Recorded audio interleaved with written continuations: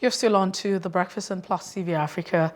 We quickly look at the issue of the economy and as this regards food pricing and prices, as well as the inflation. Days after Nigerians woke up to an unusual increase in food commodity prices, report shows that the prices have now collapsed across many major markets in the country.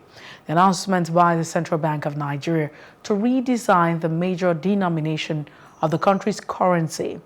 The Naira triggered a rush for grains by the people with large amounts of cash.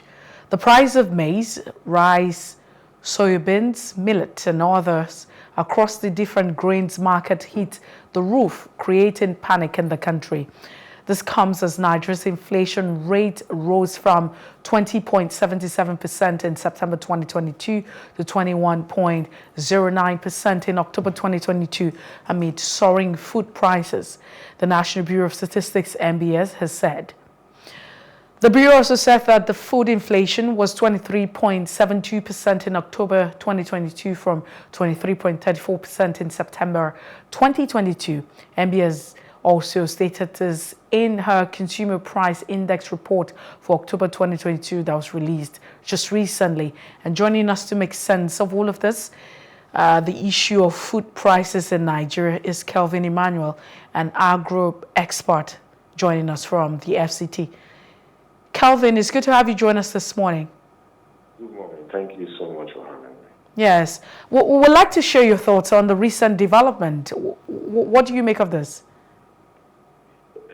Well, to be honest, this was expected. This was expected because the flooding that was self-inflicted, even if some people would choose to blame climate change for flooding in Nigeria, devastated so many farms, commercial-sized farms in the north central, in the middle belt, in Nasarawa and Kogi, in Benue State, in parts of Anambra, and down into the Niger Delta, and wreaked havoc on a lot of smallholder farmers. So their harvests are typically gone. So you can imagine my shock. And that flood also affected the distribution of PMS, AGO, across Nigeria. For example, in the FCT, there was fuel scarcity for at least 2 weeks. Like it was a serious fuel scarcity because the bridge between Lokoja and Abaji was cut off. Not physically, but the water was so high that fuel tankers could not move. So you can imagine my shock that the MBS will come up with numbers that say that core inflation did not rise up to 0.5%. And the reason why I maintain my position that these numbers are managed, the core and food inflation is not a reflection of the actual situation on the ground. So a quick one, as we, look at this conversation and also cost it down, do you agree with the reason given for the sudden rise in the prices or the price of grains? Well,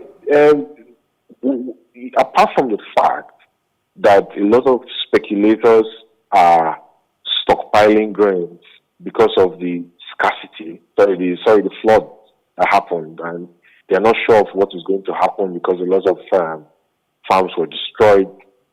They're storing grains as a measure to forestall them not being able to get grains, especially for people that trade in commercial quantities and companies that produce feeds and then mill rice. They are storing grains just in case they are not able to get by January, by the beginning of 2023. You also have the issue of people who are trying to avoid bringing back cash deposits to banks in line with the Naira Redesign policy, which I don't support, by the way. Going into commodities as a means of storage of value, as opposed to bringing in a pile load of cash into the banking system to deposit. So there are two different situations, but you can allude the hike in the price of grains to these two different scenarios. Well, so what are your thoughts then on the reason for the sudden crash in the prices of grains, especially when we know that it's associated to the exchange rate? Well, when you say crash, it's interesting for you to say that because as far as I know, the price of rice is nearly 50,000 naira. There's not been a crash in the price of rice because 30% of the supply has been diminished by the flood, and there are reports of grains being smuggled. That is probably being smuggled from Niger Republic and Cameroon. So when you say crash in the price, I don't understand where that is coming from. Because as far as I know, there's also a 250,000 metric ton shortage of poultry feed in Nigeria, which is the reason why the prices of eggs and chicken is high. And that is from the fact that the two major components for blending or production of animal poultry feed in Nigeria is actually from maize and soybean. So I frankly find it difficult to understand when people say there's been a dip or a sudden fall in the price of grains. I don't understand it, to be honest with you. Well, let's move away from that and look at, government's policy. Now, if you agree with me, the federal government at some point banned the importation of rice through land borders and kept, that percentage. So those 70% tariff on import coming through ports. These actions or the policy of government was just meant to discourage local importation. How far do you think that we have fared, or how far do you think the policy have fared in terms of discouraging local imports of rice and encouraging local production? Okay, so if you look at it right, I will say that there's been appreciable progress with rice. Nigeria now does somewhere between 7.5 and 8 million metric tons of rice paddy, even if that is still short, which is the reason why you have a hike in price, because the simple economy, demand is higher than supply, and prices go up, and you have to rely on smuggling to meet up with the shortfall. So, and these are, engendered like the establishment of quite a number of rice mills. In fact, today as we speak, there are over 70 functional, integrated, sized rice milling plants in Nigeria, especially in the northwest, especially in Kano. The problem has always been with the production of paddy, primary production of the inputs. So there is no shortage of milling plants to process rice. The problem is with the shortage of the inputs that the milling plant need to function. So a lot of those plants that have capacity of at least a minimum of 120 metric tons per day function at between 35 to 50% of capacity utilization.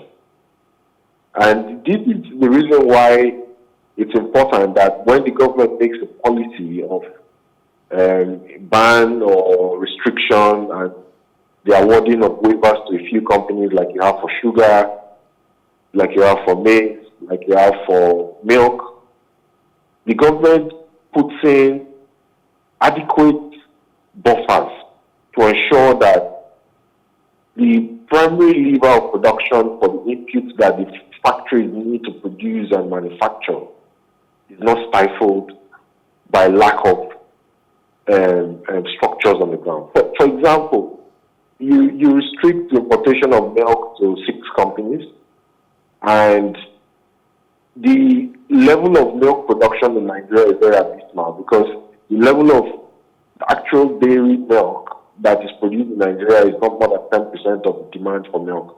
Nigeria consumes 1.6 million metric tons of milk on a yearly basis, yes, which is about 4.5 billion liters of milk.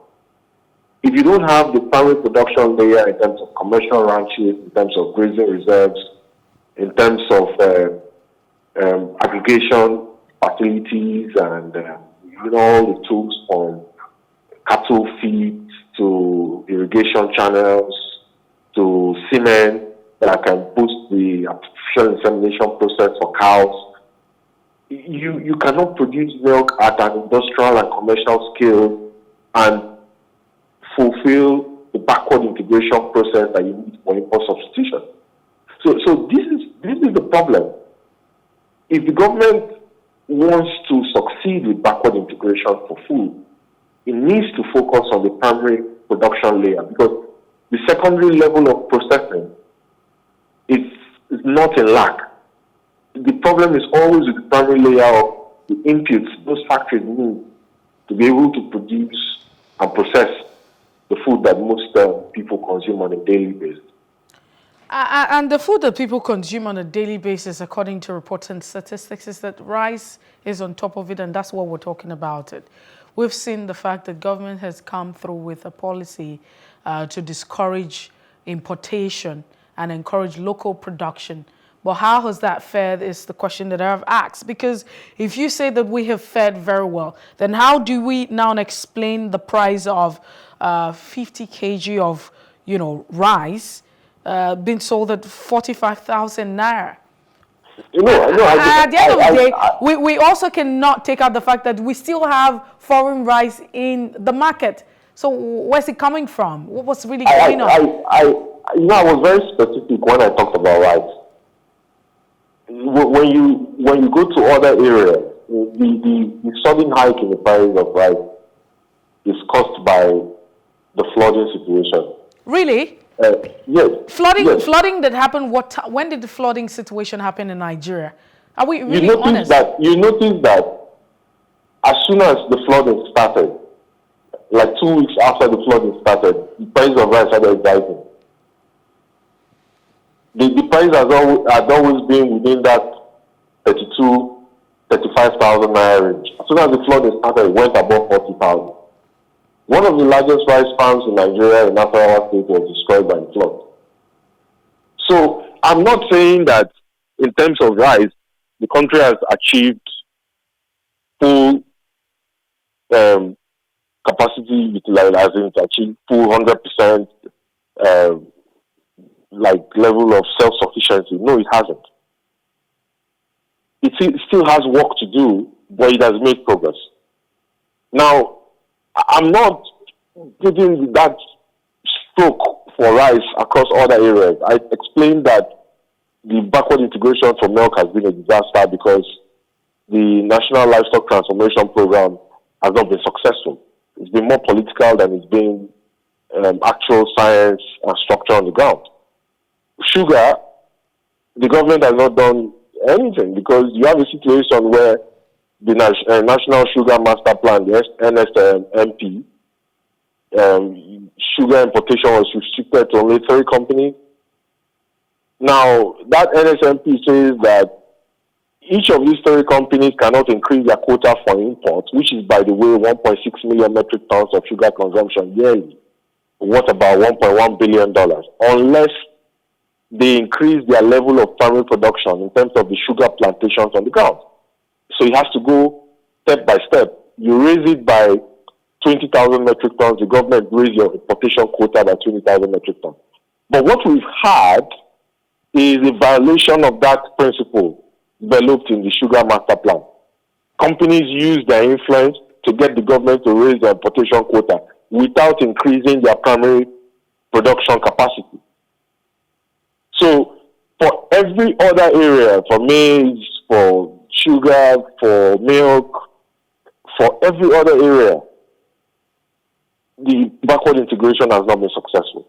And that's the reason why you find that there's a gap in terms of the raw material inputs that the companies who manufacture and process actually need for production. And they end up having to import. And with the falling of the Naira, you see that the cost of importation increases and they pass that cost to the consumers, which is the cost of the food inflation you have in the economy. No, so how then do we close the gap? Because you've also mentioned the gap that's there, and that's why we're experiencing what it is. So the way to close the gap is for first of all the government to change the direct intervention model that it has from the CBN, for example, being an obligor and a carrier of 100% or 70% of the risk to transferring that risk to the private sector and democratizing that process for providing finance for agriculture in Nigeria. Democratize it and make it transparent. You have a lot of talk of CBN will tell you they've given out 600 billion, they've given out 1.1 billion. When you go and meet actual farmers, companies, smallholder farmers on the ground and ask them the question, have you gotten any loan or any invoice discounting or factoring, equipment, inputs? They will tell you no. So the question is, where's the money that the government is saying they're giving to agriculture or going to? So you have to work on the funding mechanism, provide single-digit loans for companies and individuals, interested cooperatives, individuals coalesced in cooperatives. Yeah, and the way to do that is to ensure that you allow the private sector, financial institutions, to lead in terms of the provision of financing, transfer the risk for collateral. So a lot of these companies, especially the small and medium-sized micro companies and the cooperatives, they don't have collateral. So you're going to borrow 100 million. You don't have collateral to provide to the bank. But if the government transfers it to a third party and they're able to carry that risk and give out loans to the companies and the cooperatives that need the loan, you give them the ambit, the financial ambit, to invest in equipment, tractors.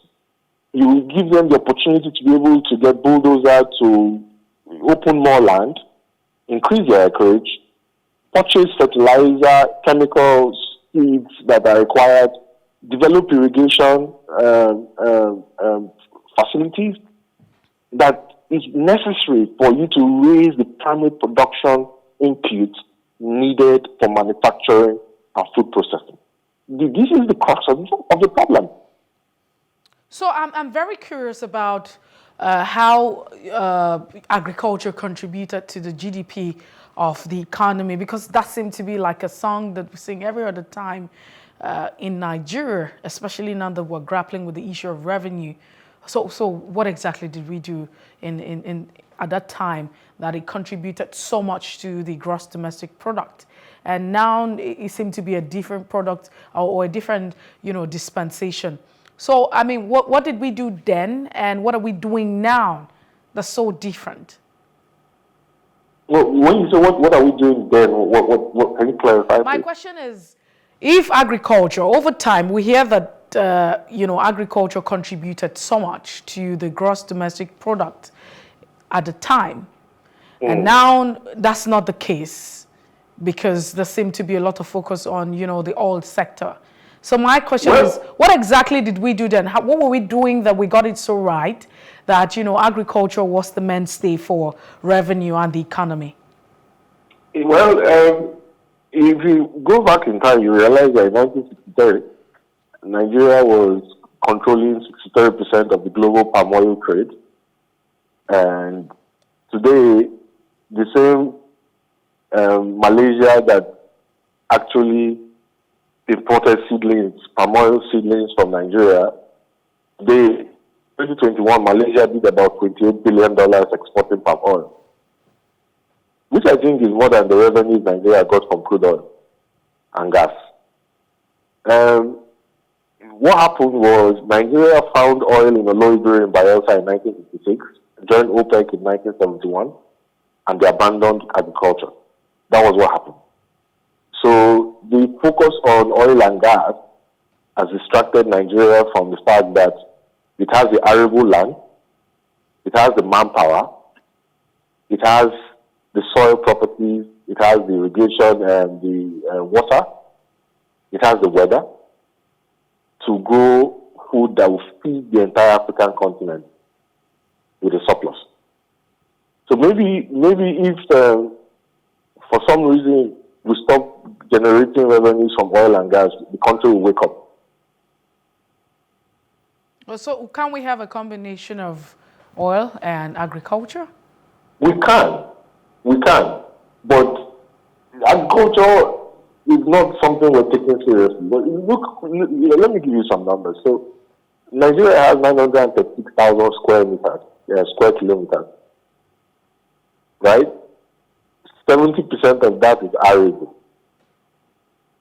And when you look at the legislative list, you discover that the Land Use Act is a problem. The states don't have control of the ability to exploit their resources to produce. So this is a policy issue that we have to tackle to be able to unleash production, food production. The federal government has excessive control of the state. And until the federal government seizes control of the reins of power and devolve the power to the state, amend the Land Use Act of 1978 and allow the states to generate their own revenues, the governors will not start thinking for themselves. So in other words, you're saying that the current proclamation and all of the statements made by the Buhari's administration is just a lip service as regards agriculture, because I mean, this government is saying we have done so much in terms of agriculture. Well, if you say they've done so much in terms of agriculture, I would say the numbers don't lie. Somebody who makes a claim has to produce a very good evidence to back the claim. Did they make attempts?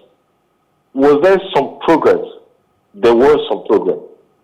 But is the process riddled by racketeering and lack of transparency and a lot of false starts, even when there was laid down best practices on how things are done in other parts of the world?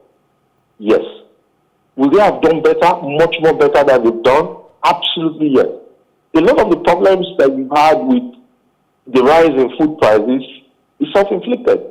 The excuses of flooding, which is also self-inflicted, and the war in Russia and Ukraine, doesn't hold water. So, for example, you look at the fact that fertilizer prices went up from 10,000 naira to 30,000 naira per bag. You can say yes. The part of potash that comes from Russia, Ukraine, affected the prices of fertilizer. But then what about phosphates? So two of the 3 components needed for blending fertilizer, NPK, doesn't come from Europe. It's in Nigeria and in Morocco. Can you blame the 280% rise in the price of fertilizer, which is one of the most critical components for agriculture, on the war in Russia? No, you cannot. Well, we have to go now. Kelvin, Emmanuel, thank you so much for being part of the show this morning. It's been very insightful, your thoughts this morning on the Thank you so issue. much for having me. That's the size of it. We take a break, and when we return, we'll be looking at the president's concern about development, especially investment in the youth sector. Please stay with us.